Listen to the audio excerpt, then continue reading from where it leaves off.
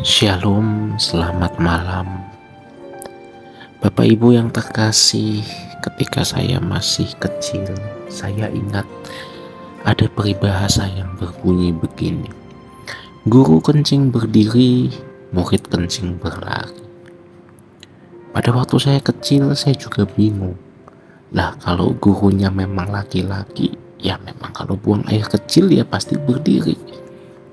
Tetapi ternyata semakin saya dewasa, saya paham bahwa pada waktu itu kebanyakan guru adalah wanita. Sehingga ya tentu aneh kalau guru wanita buang air kecil dengan posisi berdiri. Sehingga maksud dari peribahasa tersebut adalah kalau sang guru saja tidak bisa dicontoh atau memberikan contoh yang jelek atau kurang baik kepada murid-muridnya, maka murid-muridnya akan mempraktekkan hal yang jauh lebih gak baik lagi. Ya, jadi kalau gurunya konteksnya pada waktu itu wanita, buang air kecilnya berdiri, murid-muridnya mungkin sambil berlari. Bayangkan saja bagaimana kacau balaunya. Nah, peribahasa yang sama saya pakai dalam konteks pendeta dan jemaat. Dimana kalau pendetanya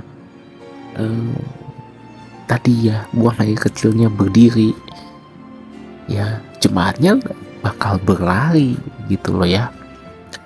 Ini menunjukkan bahwa perlu ada sosok keteladanan yang ditunjukkan oleh seorang pendeta atau pemimpin jemaat. Tidak hanya pendeta dan jemaat, sebetulnya ini juga konteks bagi semua pemimpin, baik hal sekuler maupun rohani, dalam hal kecil sajalah. Di keluarga, di masyarakat, di sekolah, di kelas, di pekerjaan, itu harus dilakukan.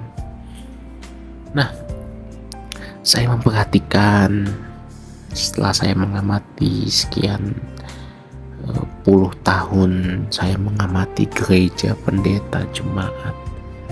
Biasanya jemaat itu akan mengcopy pendetanya. Jadi kalau ada pendeta yang bermasalah dalam satu hal, itu jemaatnya biasanya masalahnya nggak jauh-jauh dari hal tersebut, hanya muter-muter di situ saja.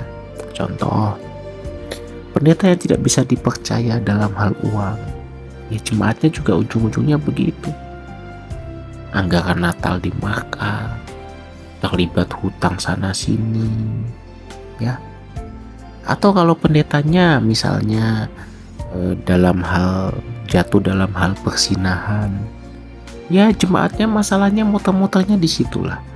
Yang tiba-tiba ini bersinah, si A bersinah dengan si B, padahal sudah punya pasangan. Tiba-tiba ada yang pemuda-pemudinya hamil duluan, nah begitulah. Pokoknya muter-muter di situ. Dan ini fakta bahwa faktanya memang begitu.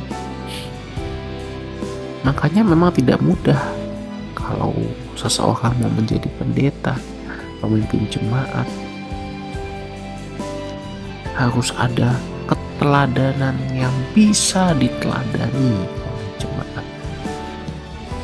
Pendetanya benar saja, jemaatnya belum tentu bisa mengambil hal yang benar dan mencontoh, meniru hal yang benar dari pendetanya.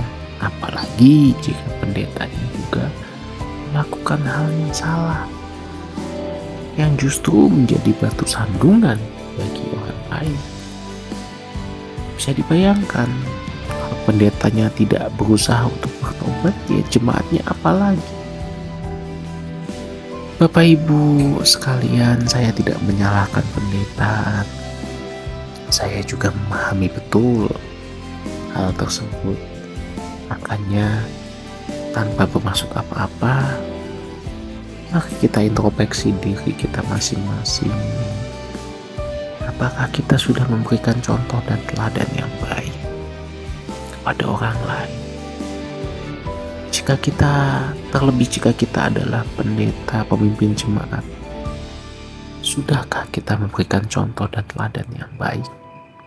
Seperti Tuhan Yesus memberikan teladan yang luar biasa yang harus kita ikuti.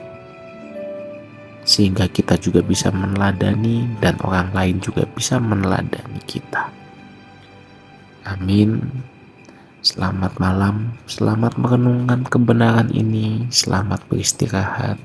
Tuhan Yesus memberkati.